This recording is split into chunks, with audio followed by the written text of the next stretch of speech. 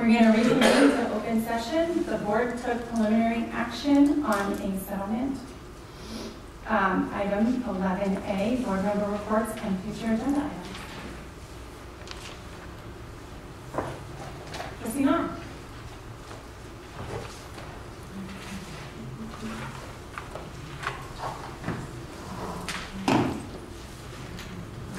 By now, many people in our district and community have seen the embarrassing spectacle on video or read about it in the community voice of the superintendent leading a group of about 30 people to disrupt a private meeting of concerned citizens planning for the election in November.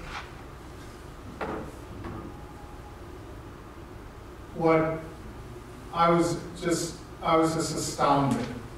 I was just so shocked by such behavior from adults. There's a long list of things that could be spoken of. Just a few things that in the video, after the group intruded on the private meeting, and Mindy McKeon was seen ushering in administrators and others into the private meeting while being told it was a private meeting by invitation only. And in the video, two people who were setting up the room told the group, including Superintendent Haley and the 3 trustees who were there, that it was a private meeting over 21 times. 21 times, and they still refused to leave. People in their group were putting up their feet on the table to demonstrate disrespect for the meeting, banging on windows and doors, trying to get in after they left when the police officers had come. And then going outside and harassing and intimidating invited guests to the meeting, including Trustee Orloff when I walked up, calling me chicken, which is just appalling because I wouldn't hold some bag that somebody was shoving at me. And Trustee Wiltermuth jumping up and down and waving to the camera that one of the people in the meeting was filming.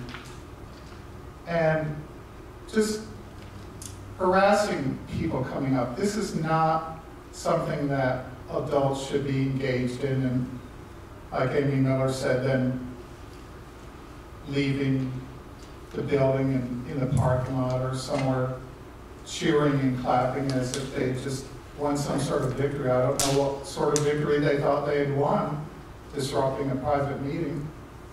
But this is the behavior that if we saw a schoolyard gang harassing and intimidating other students in the schoolyard, we wouldn't put up with it. But here are adults who are in charge of the education of our children and young people acting like this. This is embarrassing. It was not, to say the least, the proudest moment in our school district history. Mr. Brown. So I attended a couple open houses, Thomas Page and Monte Vista, and so my applause goes out to all the teachers that do an outstanding job, and the administrators at those sites. It was exciting to see that and to see the kids. I attended the top 22 as opposed to the top 20 this year, even though it's called the top 20. Congratulations to those 22 students and also to the 9 valedictorians. I'm still a strong believer of 1 valedictorian and 20 top students, but I realize that other kids are achieving that type of thing, you know. And it's interesting that, and I sent my email to Dr. Haley, that I don't know what, so I've read how SAT scores are going down and grades are going up. And I don't know if it's a method where kids are paying more attention to achieving those grades and not the SAT, or it's a mix of our lower achievers bringing those scores down or whatever. So I kind of like to know why that happens, type of thing. So, and it's a fun time of the year hearing kids going. Just to jump in briefly, sure. Maybe it's something we could talk about as a future report. Maybe Dr. Carter could give it. I have been in a number of seminar situations where it's been explained that SAT is not designed as an achievement test, and so it's constantly being re-normed. Right. And it's also changed significantly over the years, but the design is, every few years they re-norm the population to basically divide the students into a bell curve. So, sure. Yeah. So, but it's a tool to get into college. So. Oh, absolutely. Yeah. But yeah. I do believe there's great inflation, but comparing SAT scores over time can be misleading. That's right. Okay. So I was just wondering, from the article type of thing. So, fun time of the year hearing our student representatives going to Cal Poly and Santa Barbara and other places. So, and the top 20 students, as to all the schools that they were going to. That's exciting. So, Mark and I were there. Always a great event. Great speech by our administrators and stuff. So I had a great time. Thanks. Thank you. Trustee Wilson? For the record, I would like to say that what Trustee Don said was not completely factual. But I have been participating throughout the month. Went to a great play with Richard Crane to see the Wizard of Oz. It was wonderful. I also attended a Volunteer of the Year event where Bill Hartman was awarded Teacher of the Year. That was great to see. And as a Rotary event. Yeah, it was a Rotary event. And seen a couple of baseball games going on for Tech High and attended a few track meets. So it's been a good end of the year. Okay. Trustee Orloff? I thought I'd concentrate on some of the positive things as we're sort of at our year end as we go through the year, and I'm sure I'm not going to hit them all, but I think it's important to reflect on the things that we've done well. We started the year, we started the year building the tag building. That is probably the first thing when we see how far it's come along, and I'm sure that all of our students are excited as they see that, and especially those juniors who think they're going to get to do something in it second half of next year. Before the end of the year.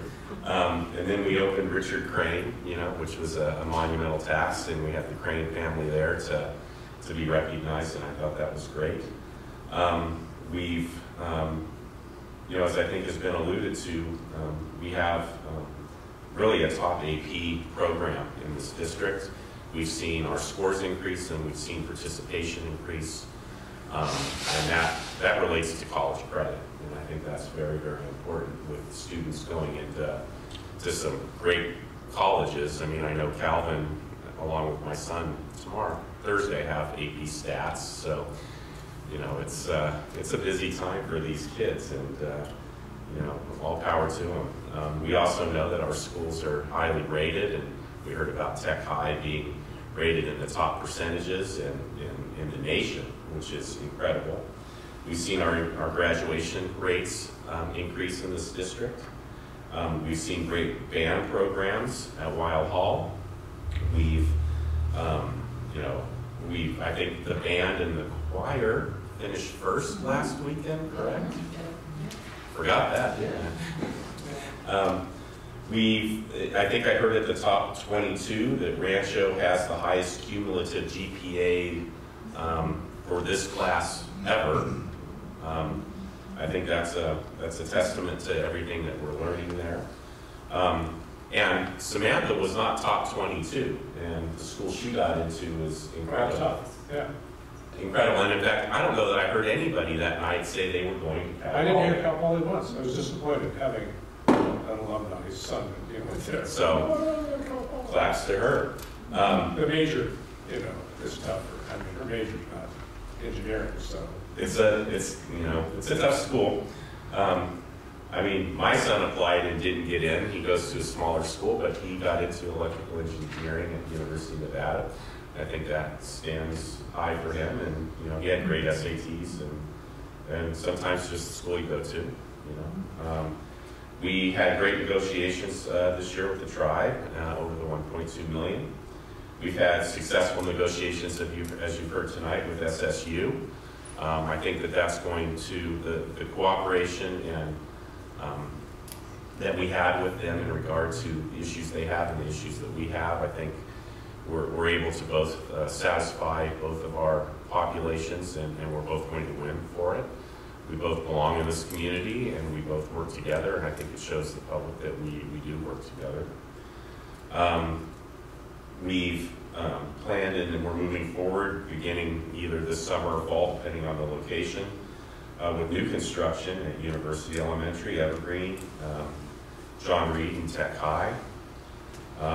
This year we added elementary school counselors. Didn't have those before. As I told Jen Boglovich before I went into closed session, I think the last 2 years, Jen and Matt Transu have done a phenomenal job in bringing this district together.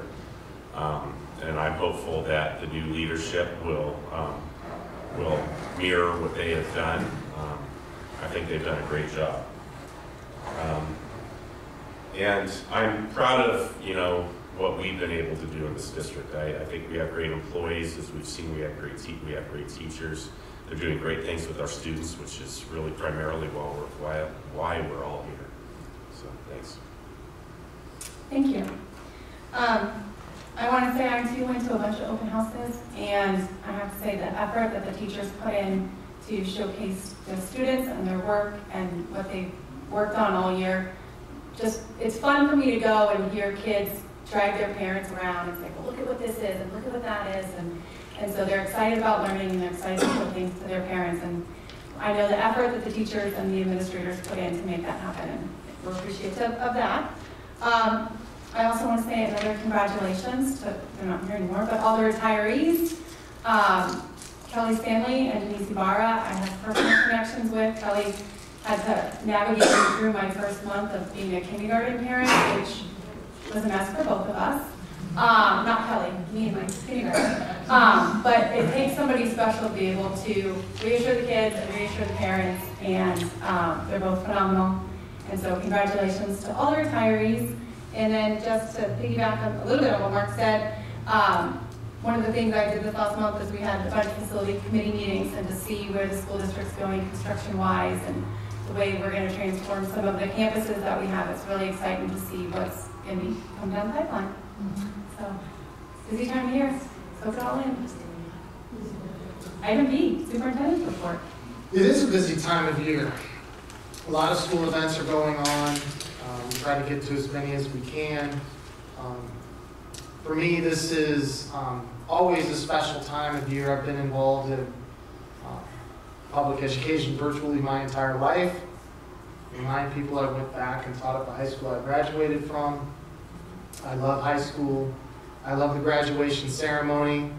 I love hearing the song rattle around in my head for about 3 weeks. Da, da, da. See, just advanced preview.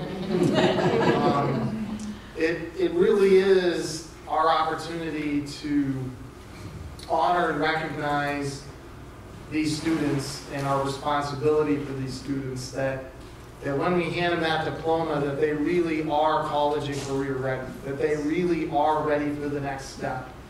And I always remind our district-wide team, it's not just high school. It starts in EETK.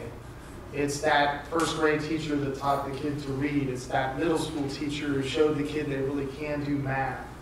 And all of our support staff and all of our teachers through all of the grades help get Calvin and Samantha to where they're going to go.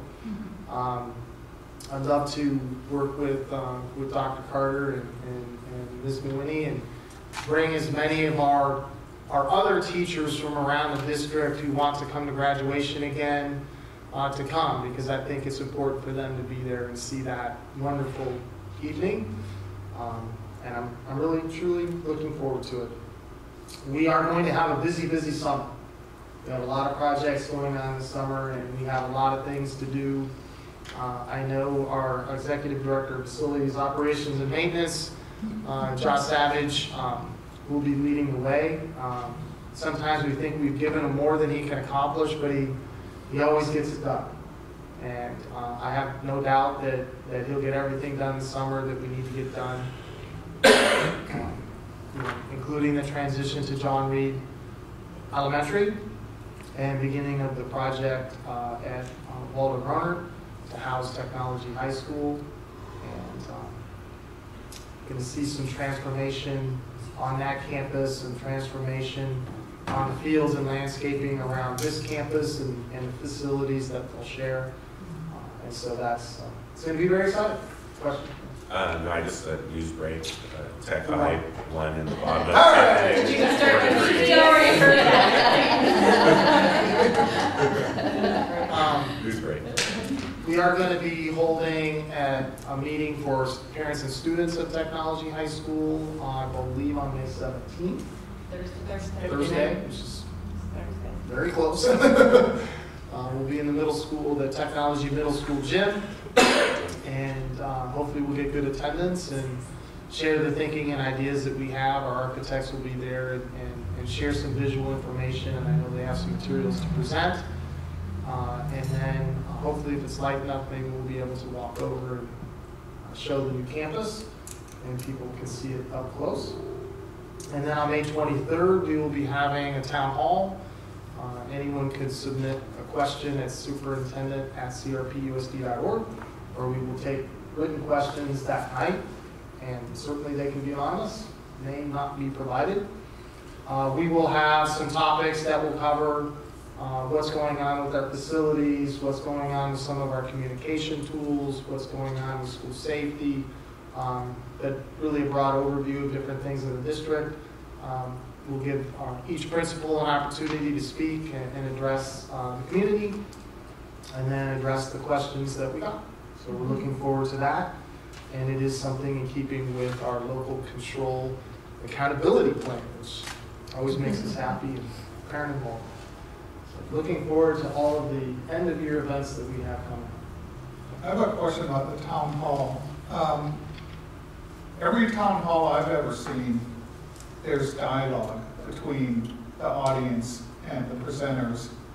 And I was just wondering what your thinking was not to allow the dialogue to occur, that all the questions have to be screened in advance. Actually, they don't have to be screened. They do just have to be provided. And I didn't say in advance, they can be provided that night.